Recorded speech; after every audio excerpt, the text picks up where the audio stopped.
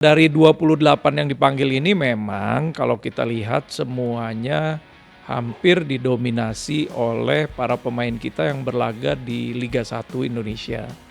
Simon sama Coach Gerard ini juga kan berteman udah lama.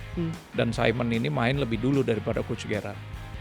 Kemudian dia juga bisa berbahasa Indonesia. Jadi dari BTN itu memberikan beberapa nama kepada Coach Gerard untuk dipilih mendampingi Coach Gerard. Akhirnya ditunjuklah Zulkifli Syukur keluar malam tanpa pemberitahuan, kemudian skip latihan, itu langsung dipulangin. Saya ada satu pertanyaan Pak, karena ini viral di media sosial. Ada pemain bermain tarkam. Ada tanggapan Pak dari manajer timnas?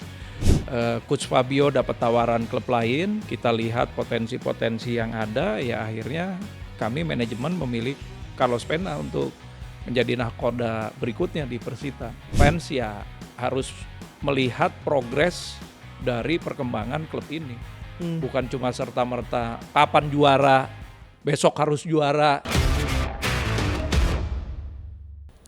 Timnas U23 akan menghadapi beberapa lawan, terutama Malaysia nih di Piala AFF U23 yang akan dimulai di pertengahan Juli ini. Sudah bersama saya ada manajer Timnas U23, ada Pak Ahmed Zaki. Pak Zaki, terima kasih banyak. Sebenarnya pengen banget ngundang Bapak itu dari lama nih, tapi baru kesempatannya baru sekarang Pak. Ini udah yang berapa kali sebetulnya? Udah berapa kali ya? Ya? Terima kasih Pak. Terima kasih, selamat siang Mas Glenn. Terima kasih Pak.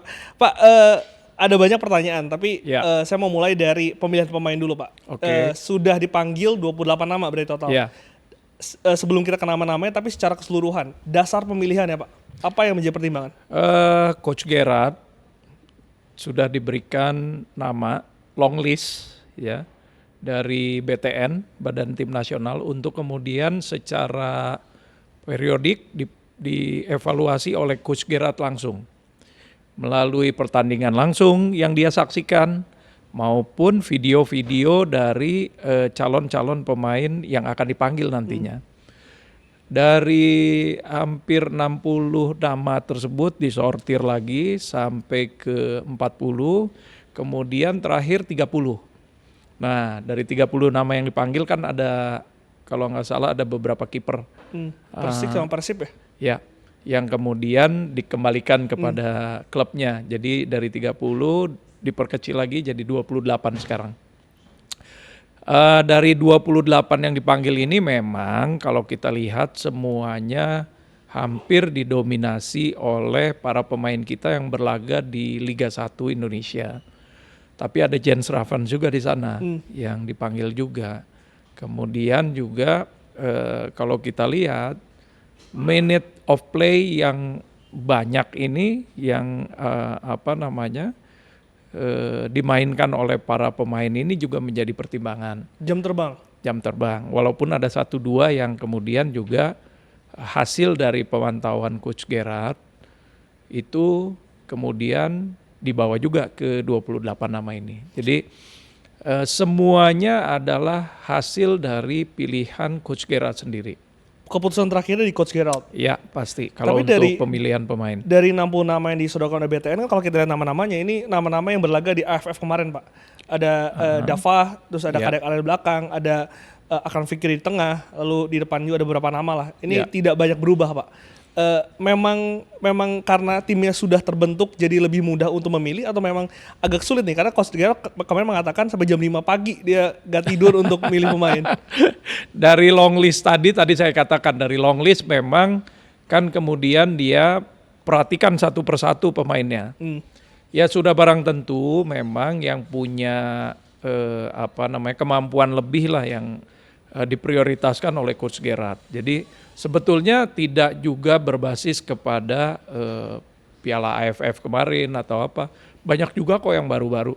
Jens Raven ya tadi salah satunya ya? Kenapa? Raven salah satunya. Ada Jens Raven. Kalau yang promosi dari U20 kan ada Kadek Arel, ada Donitri, ada Eji Buffon, ada Jens Raven di sana ya. Yang dari U20-nya. Terus kemudian juga Rahmat Sawal juga pernah sempat bergabung dengan U20, kemudian ada kendala cedera. Nah ini kan kombinasi dari kemudian di klubnya masing-masing, mereka ini juga minute of play-nya cukup lumayan. Jadi itulah yang kemudian juga menjadi pertimbangan Coach Gerard. Diaspora sendiri kan hanya Raven yang dipanggil untuk kali ini. Kali ini hanya Ravens. Ya. Alasannya Pak? Yang pertama adalah ini Piala ASEAN. Oke. Tidak dalam jadwal kalender FIFA Matchday. Ya. Kemudian yang kedua, Coach Gerrard juga pengen melihat potensi para pemain yang memang berlaga di Liga 1 yang lebih banyak. Ya. Dan untuk nanti yang diaspora kemungkinan besar akan ada seleksi lagi dalam rangka kualifikasi Piala Asia Under 23 nanti. September ya? Ya. Jadi ada event yang lain lagi nanti yang kemudian akan mengikut sertakan para pemain-pemain diaspora kita. Dan selain pertanyaan diaspora ini, saya mewakili teman-teman yang pecinta timnas. Juga ada pertanyaan Pak, kenapa tidak memanggil pemain-pemain yang berada di senior tapi masih bisa nih main di U23? Ya, itu tadi. Yang berada di senior, yang masih bisa main di U23 itu kan sekarang berada di klub-klub yang notabene sudah mempersiapkan diri untuk bertanding di liganya masing-masing. Ya. Ada juga yang memang masih mencari klub juga karena statusnya sekarang pada saat ini bebas transfer. Tapi sekali lagi Coach Gerrard melihat banyak sebetulnya potensi yang ada di dalam yang bisa dikembangkan juga. Jadi ini sebetulnya bagus buat anak-anak kita, terutama para pemain yang bermain di Liga 1. Artinya memang tim untuk AFF ini sudah fix yang ini apa ya? Tapi untuk Asia nanti memungkinkan untuk ditambah lagi pemain-pemain lainnya. Ya, jadi untuk AFF yang sekarang 28 ini. Ya, kemudian nanti untuk kualifikasi Piala Asia kemungkinan akan ada seleksi lagi lah. Ya. Kita katakan seleksi aja. Pak, melihat komposisi yang tadi udah 28 sudah final ini sudah masuk TC juga, kekuatan Pak dari seorang manajer timnas, apa yang Bapak lihat dari tim ini? Apa kekuatan yang paling dimiliki Indonesia dari tim ini? Yang pertama adalah kerangka tim yang sudah ada dan bisa kita lihat mudah-mudahan nanti akan lebih solid lagi di bawah Coach Gerrard. Kemudian juga satu dengan yang lain para pemain ini juga sudah saling mengenal, ya. Dan ini menjadi satu kekuatan tersendiri bagi timnas U23 kita, ya. Dan kombinasi juga dengan beberapa yang seperti Jens Raven yang dari U20, ya, yang kemudian dipromosikan ke U23. Jadi ada setiap sektor itu ada pelapis dan juga pembanding dari setiap individu pemainnya. Nah, mudah-mudahan dengan banyaknya opsi-opsi tadi, ini juga meningkatkan semangat juang para pemain tadi untuk bagaimana caranya mereka bisa terpilih menjadi 25 yang nanti berangkat ke Piala ASEAN Cup ini. Karena saya sempat ngobrol sama beberapa pengamat di sini Pak, entah itu senior atau junior kita, itu salah satu masalah adalah kedalaman squad yang kadang-kadang di level turnamen yang 2 minggu ini peaknya ini ada di group stage, tapi ketika udah gugur ini kecapean Pak. Jadi ini udah untuk kedalaman squad untuk tim ini aman ya Pak? Untuk kedalaman squad saya pikir aman ya, semuanya hampir rata ya di setiap sektor, setiap lini. Tadi saya katakan dari 30 menjadi 28, kemudian dari 28 menjadi 25, nanti yang kemudian masuk ke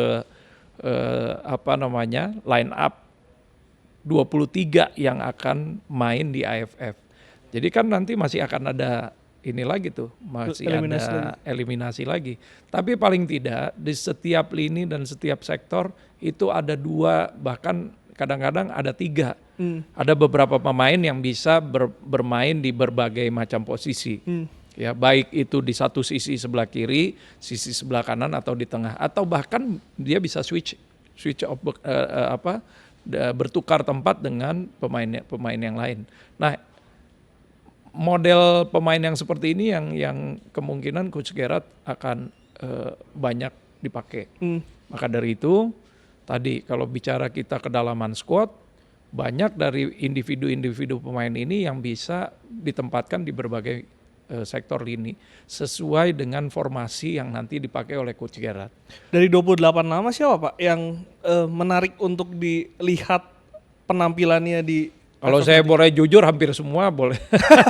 Tapi kalau ada satu Punya. dua nama ada nggak sih Pak yang mungkin fans bisa player to watch nih untuk FF? Player to watch, masing-masing fans punya pendapat masing-masing ya. Kita kan pernah lihat Donitri main, Kadek Arel main, Jens Reven main, kemudian ada Victor Detan main di liga. Ada apa namanya beberapa pemain yang lain seperti misalkan ada Brandon Schumann juga, ya. Kemudian juga ada Ferrari sekarang.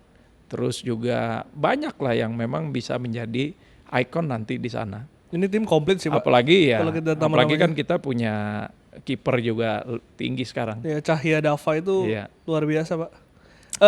Kalau itu kan tadi kita ngobrol soal pemain. Bagaimana dengan staf kepelatihan Pak? Ini juga baru nih, kemarin baru Iya. dirilis kan. Banyak sebelum saya nama-namanya, tapi ini memang pilihan dari Coach Gerald. Ya, jadi semuanya kita serahkan kepada Coach Gerard.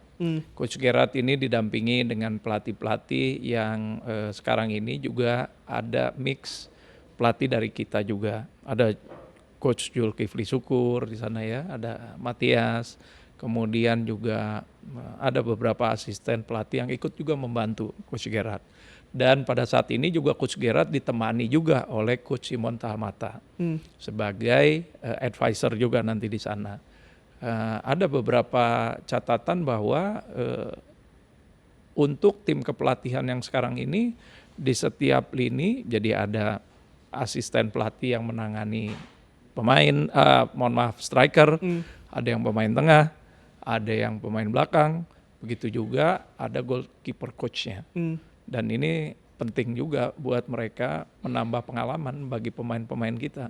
Kalau Om Simon itu berarti advisor tuh dalam hal apa nih Om? Apakah itu taktiknya atau apa peran yang akan dijalankan? Ini ya Simon sama apa namanya Coach Gerard ini juga kan berteman udah lama. Dan Simon ini main lebih dulu daripada Coach Gerard. Kemudian dia juga bisa berbahasa Indonesia, ya Coach Simon ini. Jadi Coach Gerard saya pikir didampingi oleh Coach Simon sangat-sangat punya nilai lebih juga bagi Coach Gerardnya itu. Selain juga ada Coach Zulkifli Syukur nanti di sana. Nah itu ceritanya gimana Pak? Coach Zul ini kan pernah di PON, terus juga di Liga 2 di musim lalu. Ya. Lalu juga kemarin sempat viral wawancara dengan Patrick Kluivert. Ya. Gimana ceritanya akhirnya bisa bergabung dengan U23? Jadi dari BTN itu memberikan beberapa nama kepada Coach Gerard untuk dipilih mendampingi Coach Gerard sebagai asisten coach. Nah dari beberapa nama itu ya sudah barang tentu diseleksi oleh Coach Gerard sendiri. Jadi akhirnya ditunjuklah Zulkifli Syukur untuk mendampingi. Disampaikan apa yang menjadi pertimbangan Coach Gerald menunjuk? Itu antara BTN dengan Coach Gerard ya. Tapi yang pasti kita berikan kepercayaan kepada Coach Gerard untuk memilih semua personil yang dia butuhkan. Bahkan juga pendampingnya. Sebagai pelaku lama di sepak bola, Ya. Pak Zaki melihat sosok Zulkifli sendiri seperti apa sih? Zulkifli ini dulu saya asisten manajer Zulkifli waktu persiapan Asian Games 2006 yang ke Doha. Waktu itu timnas U23 juga persiapan untuk ke Doha. Kita kirim satu tim beserta perangkat ofisialnya ke Belanda, dilatih khusus oleh Fove de Haan di sana. Salah satu pemainnya adalah Zulkifli Syukur. Dan waktu itu asisten pelatih yang dari Indonesia yang mendampingi Bambang Nurdiansyah. Jadi saya mengenal Zulkifli cukup lama dan sangat lama bahkan, baik pada saat dia di usia dini maupun pada saat dia menjadi pemain profesional di Liga Indonesia.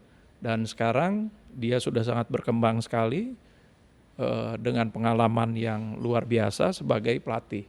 Nah ini yang kita harapkan juga bagi pelatih-pelatih muda Indonesia, yang kita harapkan dia punya semangat terus untuk berkembang. Ya alhamdulillah perkembangan dari Zulkifli Syukur ini sangat-sangat luar biasa sekali. Salah satu talenta kita yang PSSI harapkan bisa berkembang menjadi pelatih nanti yang bisa bukan saja melatih tim senior atau tim junior, tapi juga menjadi mentor bagi calon-calon pelatih yang lain. Penting buat pelatih-pelatih kita agar berkembang lebih baik lagi, dia bisa menguasai bahasa lebih dari 1 atau 2 bahasa. Itu penting ya? Iyalah. bahasa Inggris yang paling penting kan, agar bisa berkomunikasi, bahkan juga bisa mengikuti pendidikan pelatihan untuk sertifikat pelatih di tingkat internasional. Dan ini sangat penting sekali. Bukan saja pelatih kepala, tapi juga pelatih fisik, pelatih kiper. Itu kan ada modul-modulnya tuh yang berbeda. Jadi kita mendorong seluruh pelatih-pelatih muda Indonesia ini untuk terus berkembang demi nantinya pertumbuhan ekosistem pembinaan yang jauh lebih baik lagi dari hari ini. Karena regenerasi nggak hanya pemain ya Pak, tapi pelatihnya juga harus sangat dinantikan ya. Begitu juga dengan perangkat yang lain, salah satunya wasit.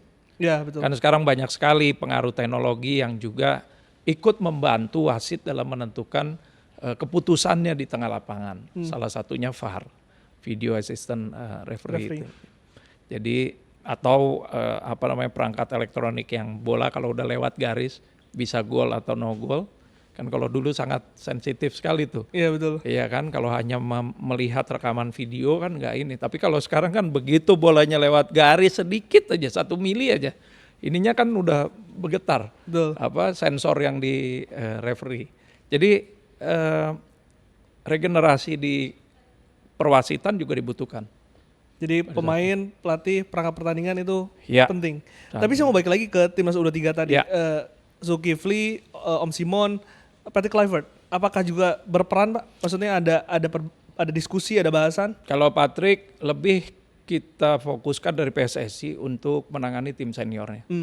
Jadi yang sekarang ini benar full di bawah kewenangannya Coach Gerard. Untuk pemain, taktik, formasi, dan lain sebagainya. Antara mereka ada diskusi, ya. Tapi keputusan tetap berada di tangan Coach Gerard.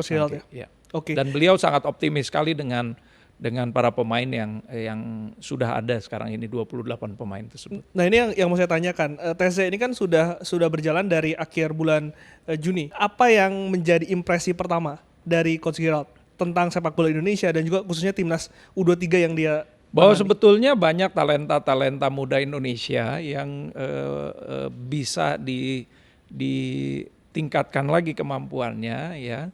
Kemudian dengan pengalaman tentunya, baik pengalaman di klubnya maupun pengalaman di timnas, yang mudah-mudahan nanti bisa berkembang lebih baik lagi. Masalahnya apa sih Pak? Kalau Coach Gerard lihat dari pemain kita ini, punya masalah tersendiri nggak? Kalau masalah sih pasti ada ya. Tantangan itu kan pasti ada di setiap, apalagi pada saat usia dini dan usia pertumbuhan pemain. Mental itu menjadi sangat penting sekali.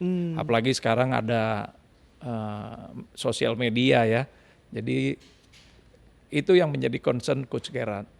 Sebetulnya semakin kuat mental pemain, ya, semakin tinggi semangat dan motivasinya, tentu saja perkembangannya akan semakin cepat mereka. Kalau untuk bakat kemudian teknik, Coach Gerard sudah pasti tahu semuanya. Jadi yang paling penting kan sekarang gimana hatinya. Itu di TC itu dilatih Pak? Maksudnya mental itu? Oh iya, disiplin kan kita tangani semuanya. Kemudian kebersamaan ya. Bahwa semua itu yang ada di TC berdiri sama tinggi, duduk sama rendah. Oke. Ya, dan semua punya tanggung jawab dan peran masing-masing, tapi akan berdampak kepada tim. Karena ini permainan tim. Maka dari itu setiap pemain diberikan disiplin yang sangat tinggi. Apalagi ada peraturan-peraturan yang wajib dan tidak boleh dilanggar. Contohnya kalau Pak? Udah dilanggar misalnya ya keluar malam tanpa pemberitahuan, kemudian skip latihan tanpa alasan yang jelas, itu langsung dipulangin sama Coach Gerard. Dari awal dia sudah akan bilang begitu. Tegas ya? Tegas. Itu yang melatih akhirnya mental itu, mental juara yang ditekankan. Salah satu untuk memperkuat mental anak-anak kita. Artinya nggak hanya di tes ini nggak hanya taktik aja, nggak hanya teknik aja, tapi di luar lapangannya kebersamaannya juga dibangun ya Pak? Ya, dan juga pada saat meeting ada diskusi ya, saling komunikasi yang baik antara pemain dan pelatih. Ini menjadi bagian penting juga. Karena komunikasi itu kan juga menjadi sesuatu yang krusial nih. Apalagi persiapan kita hanya 1 bulan Betul. kurang lebih. Jadi semakin terbuka informasi dan komunikasinya, semakin baik juga nanti penyampaian ide-ide maupun pada saat tactical game. Saya pernah ketemu Coach Patrick dan Ya. impresi saya adalah ini orang humble. Ya. Kalau Coach Gerald, Sama humble juga. Apalagi sebagai pemain internasional dan pernah bermain di beberapa liga, dia juga sangat terbuka sekali. gaya main apa sih Pak yang diinginkan Coach Gerald? Boleh lah bocorin dikit Pak. Yang pasti sekarang ini formasi dan juga gaya bermainnya nanti akan linear dengan tim senior. Oke. Ya. Mungkin ada beberapa modifikasinya nanti disesuaikan dengan kemampuan atau individu pemain yang ada dalam tim. Tapi pada prinsipnya pada saat transisi, ya, pada saat defense maupun transisi menjadi offense, dari offense transisi menjadi defense, ini juga sangat penting. Kemudian progresif, dalam menyerang, dan juga kalau kita bilang posisi sekarang ini buat pemain dengan banyaknya posisi yang mereka bisa mainkan, mereka akan sangat berperan sekali pada saat masa transisi atau main di lapangan. Di lapangan itu kan kadang-kadang di luar textbooks yang sudah kita Betul. Siapkan. Diskusikan ya, sudah dipersiapkan. Jadi ini akan membuka pengalaman-pengalaman baru bagi para pemain dibawa ke pelatihan Coach Gerard. Paling suka pemain berkriteria seperti apa? Kalau Coach Gerard lihat yang dia paling suka adalah pemain bekerja keras, yang punya kerja keras, punya disiplin, dan juga punya semangat juang yang tinggi. Jadi kalau dia lihat agak ogah-ogahan gitu ya udah langsung coret. Makanya dari yang long list tadi kan kelihatan tuh. Gitu. Dari pemilihan udah kelihatan karakter ya? Karakternya yang harus mau bekerja keras dan mau menjadi pekerja keras di lapangan. Gitu. Bang Zaki ini kan melihat grupnya Pak ya? Ini kan dengan Malaysia, dengan Brunei, dengan Filipina. Ini grup yang mudah Pak? Tidak ada pertandingan yang mudah. Jadi semua harus serius ya.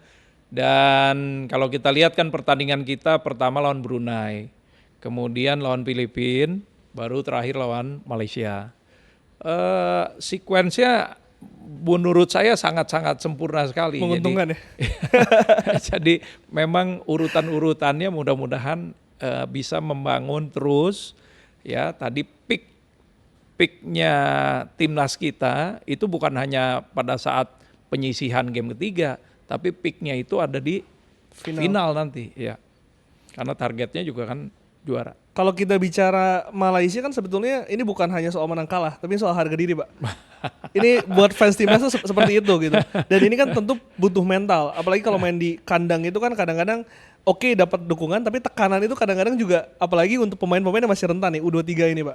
Mudah-mudahan dengan banyaknya pemain yang sering berlaga di liga, terutama di Liga 1, mudah-mudahan mereka bisa mengatasi tekanan itu, bahkan bisa menjadikan tekanan ini menjadi energi tambahan buat mereka. Ya, kalau kita lihat kan komposisi yang sekarang kan ya jujur aja berasal dari Liga 1 yang banyak banget tuh. Iya, betul. Ya, dan minute of play-nya kita bisa lihat tuh anak-anak yang sekarang ini. Jadi mudah-mudahan dengan bermain di GBK justru menambah, bukannya menjadi tekanan yang menjadi beban, tapi justru menambah energi mereka. Gitu. Ya. Artinya target juara ya Pak? Target juara. Ya. Target juara, tapi melihat persaingannya seperti apa sih Pak? Kalau untuk U23 di ASEAN ini, Vietnam Sama masih aja. yang paling kuat? Iya, kita masih ada Vietnam, masih ada Thailand. Kemudian jangan lupa juga ada Malaysia dan Filipina yang sedang berkembang. Jadi hampir semuanya punya potensi. Gitu. Kalau misalkan kita tadi bicara kan abis ini ada banyak banget nih, ada Piala Asia, terus nanti juga ada SEA Games ya Pak. Ya. Apakah AFF ini dijadikan sebagai turnamen pemanasan untuk Coach Gerald ini uji coba, eksperimen, atau seperti apa pendekatannya? Jadi setiap turnamen itu kan ada targetnya. Kalau buat saya melihat keseriusan Coach Gerald, AFF ini bukan cuma sekadar uji coba, Tapi memang sudah ada target yang diberikan oleh Pak Ketum Pak Erick Thohir kepada Coach Gerard. Jadi dia sangat bersungguh-sungguh sekali. Urusan nanti yang berikutnya, penyisian Piala Asia, itu urusan yang berikutnya. Yang sekarang dia konsentrasi untuk Asian Cup terlebih dahulu. Kalau Asia gimana Pak? Itu kan segrup dengan Korsel, dengan Laos, dengan Macau, tapi kan hanya satu juara grup yang diambil dan juga 4 runner up terbaik kalau nggak salah. Ya. Peluang kita, karena timnya kan tim ini juga kan, maksudnya secara komposisi nggak akan Belum nggak akan tentu beda juga jauh. kan nanti. Tadi saya bilang kita mungkin nanti Coach Gerard akan melakukan seleksi lagi. Karena kita masih punya aset-aset pemain diaspora yang di luar yang mudah-mudahan kalau dikombinasikan dengan tim yang sekarang ini bisa jauh lebih kuat lagi. Dan di kualifikasi Piala Asia ini kan memang standar ininya barnya lebih tinggi lagi dari Asian Cup. Jadi ya persiapan untuk langkah selanjutnya itu udah pasti udah diprogramkan oleh Coach Gerard. Hanya sekarang konsentrasinya terlebih dahulu kepada Piala ASEAN Cup ini. Artinya ASEAN Cup ini akan menjadi modal evaluasi untuk nantinya Piala Asia. Tapi kalau pertanyaan saya gini Pak, Piala AFF, Piala Asia dan juga mempertahankan emas SEA Games, mana yang lebih penting? Semuanya penting, semuanya ada target, ya kan. Bahkan di SEA Games pun kita memang, apalagi SEA Games yang terakhir kan dapat emas. Betul. Jadi target emas ini akan diberikan lagi kepada tim yang SEA Games. Piala Asia ya barang tentu harus lolos ke Piala Asia. Nah, ini juga kan target yang cukup luar biasa. Maka dari itu semua target itu sangat penting. Oke. Pak Zaki, sebelum saya pindah ke Timnas U17, saya ada satu pertanyaan Pak, karena ini viral di media sosial. Ada pemain bermain tarkam. Ada tanggapan Pak dari manajer Timnas? Sudah kita beritahu semuanya bahwa mereka harus berhati-hati. Ya. Mungkin pada saat jeda mereka ada undangan-undangan ya fun football atau apa, ya itu silakan aja. Tapi sekali lagi sebagai pemain profesional ya mereka harus berhati-hati dengan kondisi mereka pada saat ini. Karena karir mereka kan masih panjang tuh. Jadi kalau mereka nggak berhati-hati ya satu saat yang kena dampaknya ya mereka juga. Gitu. Kalau untuk timnas sudah barang tentu asetnya akan banyak. Iya kan? Tapi kalau dikembalikan kepada individu masing-masing kan yang akan mendapatkan dampak negatif besar itu adalah mereka. Kalau mereka tidak berhati-hati memilih event-event yang mereka ikuti. Artinya tanggung jawabnya lebih ke individu ya, timnas itu dikembalikan lagi kepada mereka. Kalau mereka profesional ya mereka akan memilih, nggak akan sembarangan turun di event-event yang mohon maaf justru nanti membahayakan karir mereka. Tapi nggak bisa dilarang ya Pak kalau itu? Kita udah kasih warning dan itu dikembalikan lagi pada mereka. Ini kan sebetulnya kalau dianggap anak-anak juga udah bukan, mereka udah dewasa sebetulnya. Apalagi udah banyak yang pegang kontrak profesional kan. Jadi ya kita kembalikan kepada nilai-nilai profesional mereka. Gitu. Karena yang akan mendapatkan dampak negatifnya sekali lagi mereka. Kalau timnas, ya kemarin aja long listnya ada 50-60 kok. Iya kan, apalagi ditambah yang diaspora. Kalau timnas akan selalu ada ya melihat standar yang akan terus meningkat sesuai dengan kebutuhan timnasnya. Iya kan, jadi persaingan itu tentunya akan membuat dikembalikan lagi kepada pemain. Kalau you mau jadi pemain profesional yang terus berkembang sampai umur katakanlah 28 sampai 30, ya mereka harus berlaku seperti profesional murni. Gitu. Jadi semoga ini menjawab ya pertanyaan dari teman-teman. Ini tapi yang pasti kami sudah memberikan peringatan kepada para pemain tersebut. Oke. Pak Zaki ini kan tampaknya tahun yang sangat sibuk untuk Pak Zaki. Karena selain dari U23 ini U17 juga lolos ke Piala Dunia. Selamat Pak sebelumnya Pak. Terima kasih. Lolos ke Piala Dunia di Qatar ya Pak ya? Di Qatar Doha bulan November nanti. Bulan November nanti. Persiapannya saya dengar udah dari sekarang. Pada saat ini ada seleksi lagi ya untuk persiapan ke Qatar nanti, dan di seleksi batch pertama ini hari ini baru selesai nih. Dikembalikan lagi, nanti ada beberapa nama yang kemudian nanti akan dipanggil lagi. Seleksinya itu di mana Pak? Ada berapa titik? Jogja sekarang. Jogja. Rencananya itu sampai mungkin nanti ada satu titik lagi untuk seleksi, kemudian nanti kita lihat Coach Nova kebutuhannya seperti apa. Itu basis pemainnya itu pemain-pemain apa? Pemain-pemain Untuk yang ada di dalam negeri dulu. Yang Dalam negeri kedua dulu. nanti kita mengundang yang ada di luar. Itu pun kita akan kembalikan lagi kepada klubnya masing-masing. Karena biasanya TC U17 ini agak sedikit panjang nantinya. rencana di mana, Pak? Kenapa? TC-nya? Kalau TC-nya mungkinan di Bali nanti. Oh, di Bali. Iya. Kayak senior berarti. Iya. Akan berapa lama? Kita lihat nanti kebutuhan timnya. Pada saat sudah melakukan seleksi praseleksi ini, kemudian nanti ada beberapa pemain yang diundang ya, termasuk mungkin nanti yang diaspora, kan kita punya Matthew Baker juga. Iya. Nah ini nanti kita akan lihat, mungkin akan panjang, lebih dari 1 bulan, tergantung nanti kebutuhan timnya. Dan juga kita akan melakukan uji coba baik di dalam negeri maupun di luar negeri, mengikuti mini turnamen sebelum persiapan ke U17 gitu. Karena saya ingat salah satu diskusi saya kan suka live reaction. Ya. U17 juga bahkan kita reaction, Pak, untuk mendukung timnas juga. Salah satu diskusinya adalah soal kedalaman squad yang kemarin juga Ya. jadi masalah. Betul. Itu yang menjadi fokus dari Coach Nova saat ini Pada saat berkeliling ini, ya. mencari pemain. Ya. Begini, yang kita manage ini adalah manusia nih. Ya, mungkin pada saat-saat atau waktu-waktu tertentu dia bisa menjadi pemain yang luar biasa sekali. Tapi di saat-saat tertentu ya ada tekanan dari performanya, mungkin juga ada tekanan eksternal dia yang bisa mengganggu dan juga bisa membuat situasi performance dia berubah. Maka dari itu, apalagi umur 17 tahun, under 17 ya, masih 15 dan 16. Maka dari itu ada tim yang nanti akan diikut sertakan di EPA, ada tim yang akan diikut sertakan di beberapa pemain yang mungkin diikut sertakan di Liga 2. Tapi nanti kita lihat. Ya. Tapi berarti tadi pemain-pemain itu berasal dari EPA ini apa ya? EPA U20 nanti yang kita coba mereka bermain. Biar mematangkan situasinya aja. Selain kedalaman squad dari hasil kemarin, apa sih Pak yang menjadi evaluasi untuk U17? Sekali lagi kembali kepada mental para pemain. Mental lagi ya? Iya. Itu Kemarin kenapa mungkin TC dan salah satunya ketika sudah lolos ke Piala Dunia, udah agak tensinya udah agak kendor, udah agak rileks, main berikutnya malah dibantai dengan skor besar kan. Nah ini juga akan menjadi evaluasi kita, bahwa nanti pada saat di Piala Dunia target kita walaupun hanya lolos grup ya, bukan berarti kita harus berhenti di fase berikutnya gitu.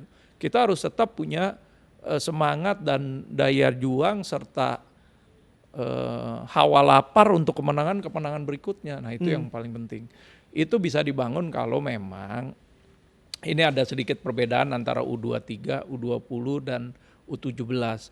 Di U17 ini kita berharap dengan TC yang lama dan panjang, mereka ini bukan cuma membangun kemampuan teknisnya saja, tapi juga mentalnya. Karena kan didampingi oleh psikolog di sana. Jadi ya ini, bahkan beberapa klub udah ada yang berani mainin di Liga 1 tuh atau Liga 2, iya kan? Kayak beberapa pemain kayak Goli itu di PSM itu inti, Pak. Iya, makanya kan. Kayak Goli itu udah biasa dia main di Liga 2. Nah ini menjadi catatan juga agar mereka juga bisa berkembang sesuai dengan waktunya. Jangan cepat-cepat juga gitu, nanti khawatir ada tantangan berikutnya yang mereka nggak bisa handle. Tadi sudah di-mention targetnya adalah lolos grup. Dengan melihat Zambia, Honduras dan juga Brasil di situ, peluangnya gimana sih Pak? Selain Brazil, kita punya peluang dengan Zambia dan Honduras. Ya, jadi artinya kita punya peluang yang sangat besar karena dua negara yang ada di grup kita ini juga salah satunya bahkan baru pertama kali juga ikut Piala Dunia. Jadi paling tidak ada chance kita bisa meraih peringkat kedua untuk berangkat ke pertandingan berikutnya atau bahkan peringkat ketiga terbaik. Kalau kita punya poin yang bagus dan juga selisih gol maupun sektor-sektor yang akan mendukung tim ini lolos ke berikutnya dari peringkat ketiga terbaik. Jadi kuncinya di 2 pertandingan itu ya, Zambia dan Honduras. Ya. Kemarin sempat ketemu Pak Erik ya di kantor Pak. Ada fotonya aku kirimin ke Pak Zaki itu apa Pak? Itu membahas persiapan U17 dan juga nanti konsep-konsep untuk pengembangan U17 yang tahun 2026 nanti. Oh jadi dipikirin udah. Piala Dunianya kan akan berlangsung setiap tahun tuh. Jadi secara secara pertumbuhan tiap tahun itu kita harus mempersiapkan U17. Maka dari itu kan yang sekarang ada yang kelahiran 2009 yang kita siapin juga. Bahkan jadi, ada yang nanti yang tahun depan ya 2010 udah harus siap gitu. Jadi mikirnya bukan edisi tahun ini aja ya, tapi tahun selanjutnya udah. Masukan dari Coach Nova seperti apa, kemudian dengan kondisi federasi kita, kondisi proses pengembangan dan pembinaan usia dini kita. Jadi kemarin banyak diskusi mengenai apa yang harus dilakukan kepada pembinaan usia dini ini. U14, U15, U16, karena ini akan menjadi supplier kepada U17 timnas kita. Arahan Pak Erik ada yang spesifik Pak dari pertemuan kemarin? Arahan Pak Erik selain kita harus konsentrasi kepada bulan November ini, kita juga harus mempersiapkan tim yang nanti akan berlaga di 2026. Itu arahan utamanya. Ya. Oke. Sekarang saya mau masuk ke personal dari Pak Zaki. Menarik Pak. Pengen tahu dong gimana ceritanya bisa jadi manajer timnas ini dari 17, U20 sama U23 berarti ada 3 kelompok umur Pak. Gimana ceritanya Pak? Pada prinsipnya saya ingin membantu federasi PSSI untuk juga bisa menjaga harmonisasi di setiap kelompok umur timnas. Dan di satu saat Pak Erik memberikan kepercayaan tersebut untuk saya membawa timnas U20 dan U17 ke Piala Asia, ke Piala AFF sebelumnya dengan Coach Indra Safri yang U20 dan Coach Nova di U17-nya. Jadi kepercayaan ini harus saya amanah dan kepercayaan ini harus saya tuntaskan dengan baik ya. Dan di satu sisi juga ada passion saya memang untuk pengembangan usia dini. Oh, ada passion di situ? Ya. Kenapa? Karena saya lihat dengan anak-anak bermain di lapangan bola, ya energi mereka akan tersalurkan di sesuatu yang sangat positif. Saya bukan cuma sekedar sepak bola sih sebetulnya.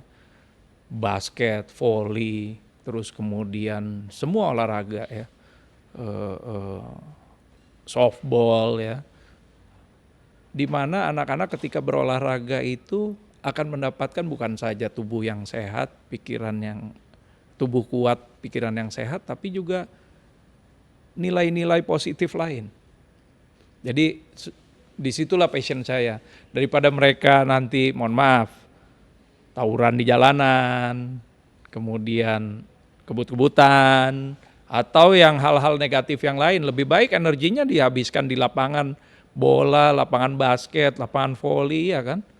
Nah itulah yang membuat saya ingin mengembangkan para talenta muda ini, khususnya di sepak bola. Tantangan utama? Tantangan utama selain infrastruktur ya sumber daya manusia, terutama pelatih. Maka dari itu asosiasi PSSI di setiap provinsi, kota kabupaten ini harus punya guidance untuk program pengembangan usia dini di setiap masing-masing daerah. Sudah barang tentu perbedaan daerah pasti juga aset SDM-nya pasti akan berbeda. Infrastrukturnya juga akan berbeda. Ada daerah-daerah yang memiliki lapangan bola yang layak. Ada daerah yang memang tidak memiliki infrastruktur untuk lapangan bola. Nah, hal-hal seperti ini yang di federasi juga mudah-mudahan nanti setiap tahunnya ada perkembangan-perkembangan signifikan buat program pengembangan usia dini. Jadi sekali lagi, ya alhamdulillah kalau di Kabupaten Tangerang setiap kecamatan itu punya stadion mini sepak bola. Oh ya? Dan Askapnya itu, asosiasi kabupatennya sudah meregister 89 SSB dari 29 kecamatan. Jadi bayangkan, kita juga punya reguler kompetisi yang berlangsung hampir 4 bulan lamanya, yaitu Tangerang Junior League untuk kelompok umur U13, 15, dan 17. Nah itu kan 13 nanti suplainya ke 14, yang U15 suplainya ke U17, U17, yang U17-nya nanti buat suplai ke under 20. Berkesinambungan itu ya? Iya. Artinya peran Asprof itu penting ya Pak? Sangat penting sekali. Asosiasi provinsi dan asosiasi kota kabupatennya. Juga dukungan dari pemerintah daerah. Karena kan ini program pembinaan. Bukan saja melalui KONI daerahnya, tapi juga pemerintah daerahnya. Harus berperan serta juga. Itu kenapa bayangkan berapa ribu anak yang kita selamatkan mereka dari hal-hal yang negatif tadi. Balik lagi ke sana ya Pak ya?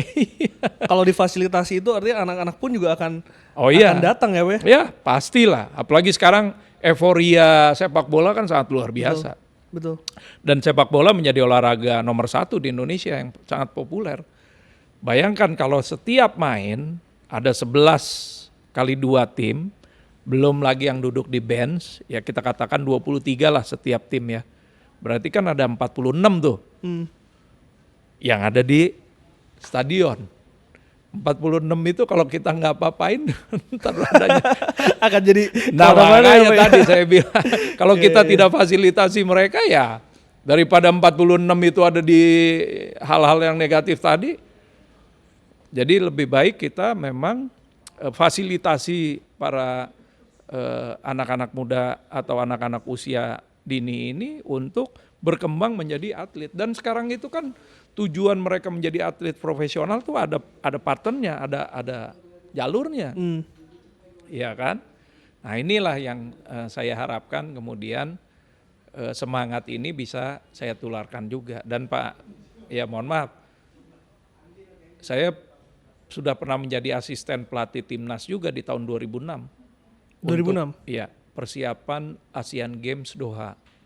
Waktu itu salah satu pemainnya adalah Zulkifli Syukur. Jadi dan kita waktu itu satu tim diberangkatkan dan melakukan TC hampir 6 bulan, 5 bulan lebih lah di Belanda. Jadi itu pengalaman pertama saya masuk ke dalam organisasi federasi yang membawa tim nasional Indonesia ke pertandingan-pertandingan atau event-event internasional. Dan tadi Bapak mengatakan di Tangerang sendiri, saya menarik Pak itu, yang Tangerang itu ada banyak turnamen yang dilakukan rutin ya Pak ya? Ya, namanya Tangerang Junior League. Tangerang Junior League. Ya. Itu ada korelasi nggak dengan kemarin akhirnya Persita ini kan U20 juara EPA? Apakah pemain-pemain diambil dari situ Pak? Salah satu proses dan program seleksi untuk pemain Elite Pro Persita yang melalui Tangerang Junior League tadi. Oke. Gitu ya. Dan di program pembinaannya selalu juara-juara SSB, juara-juara ini akan mendapatkan prioritas apabila ya membawa nama Pemda Kabupaten Tangerang di ajang O2SS ya. Kemudian juga pekan olahraga kabupaten atau pekan olahraga provinsi. Nah itu yang menjadi jalur pembinaan kita. Terakhirnya adalah kalau mau masuk ke dunia profesional, masuk ke Persita Academy atau Elite Pro Akademinya Persita. Dan salah satu proses seleksinya ya tadi melalui Tangerang Junior League itu. Bertanya Pak, kalau misalkan soal usia dini ini kan investasi ya Pak, bukan dipetik 1-2 minggu, 1-2 tahun itu bukan. Ya. Itu kadang-kadang kan orang pengennya instan nih, tapi kenapa Bapak percaya proses itu Pak? Saya gini, memang kita harus diberikan informasi mengenai proses ya. Segala sesuatu itu kalau prosesnya berjalan dengan baik, dengan benar, dibantu dengan sarana prasarana yang mendukung dan layak, insya Allah kita punya aset atlet-atlet yang sangat luar biasa. 270 juta lebih loh, penduduk Indonesia 280 juta, ya kan? Nah, Dan ini kan dibangun bukan urusan setahun 2 tahun. Tapi masyarakat kita hanya melihat hasil akhirnya kadang-kadang. Nah ini, jadi saya ingin mengajak kepada masyarakat juga lihat prosesnya mereka ini. Dan nggak mudah menjadi pemain profesional apalagi untuk sepak bola. Jangan cuma sekedar melihat hasil akhirnya.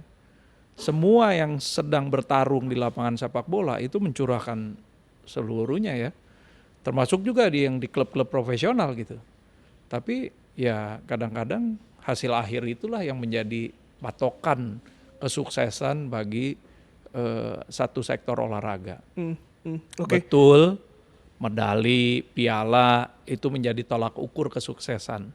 Tapi kesuksesan yang lain adalah ketika tadi kita bisa membina generasi muda kita, membangun dunia olahraga, menghasilkan atlet-atlet yang bisa membawa nama Indonesia ke kancah dunia secara konsisten dan reguler, juga berkala setiap tahunnya. Dan Persita salah satunya udah membuktikan itu ya Pak? Ya alhamdulillah, kita nggak bisa mengerjakan seluruhnya ya karena keterbatasan tadi. Tapi secara infrastruktur Persita sekarang sudah mengelola stadion milik pemerintah daerah.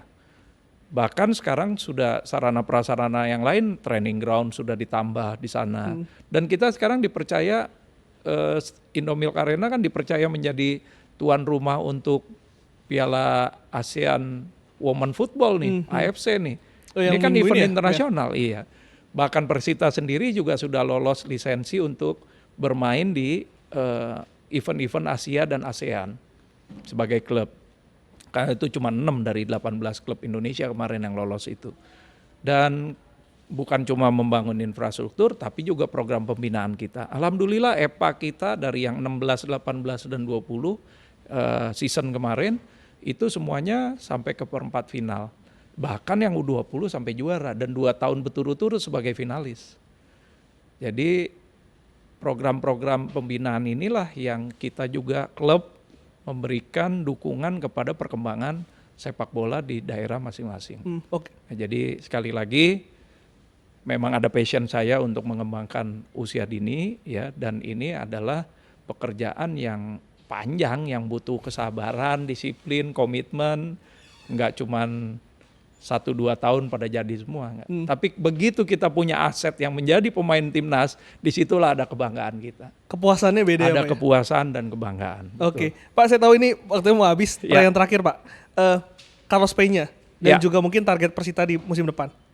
Ceritanya gimana tuh Carlos Peña bisa masuk? Setelah kita berbicara di menjelang akhir musim, Coach Fabio dapat tawaran klub lain, ya, kemudian juga kita lihat potensi-potensi yang ada, ya akhirnya kami manajemen memilih Carlos Peña untuk menjadi nahkoda berikutnya di Persita.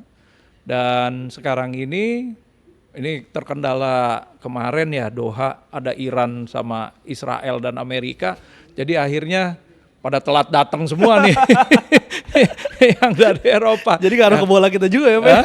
Ya agak-agak berdampak juga gitu, berdampak sistemik nih.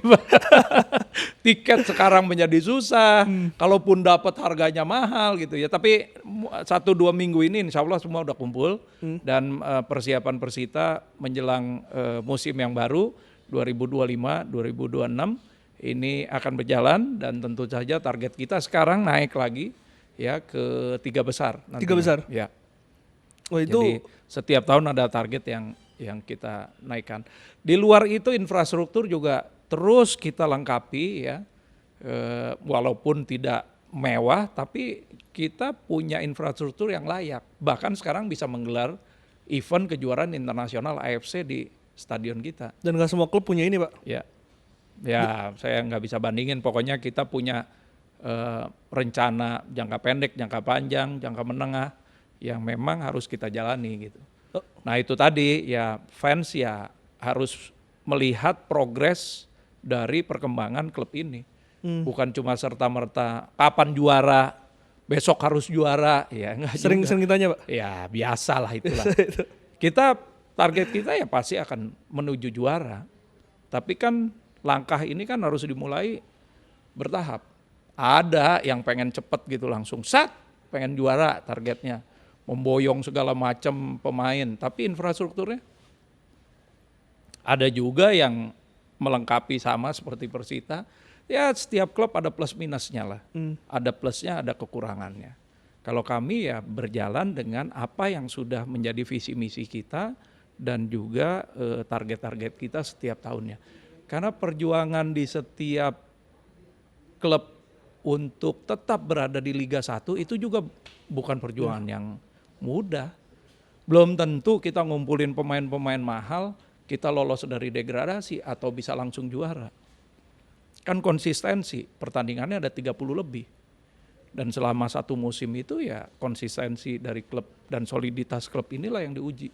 Yeah. Maka dari itu ya kita membangun klub ini dengan komunikasi dan soliditas. Proses itu apa ya yang jadi kuncinya supaya nggak hanya 1-2 musim pemain bagus datang tapi musim berikutnya jadi kacau balau nih. Ya. Oke. Kita banyak belajar kok dari klub-klub yang ada gitu. Ya. Oke. Mas Zaki, terima kasih banyak sudah kasih. berkenan hadir. Kita akan ngobrol lagi Pak nanti Baik. Timnas U23. Terima kasih banyak Pak Zaki. Terima kasih. Terima kasih Pak.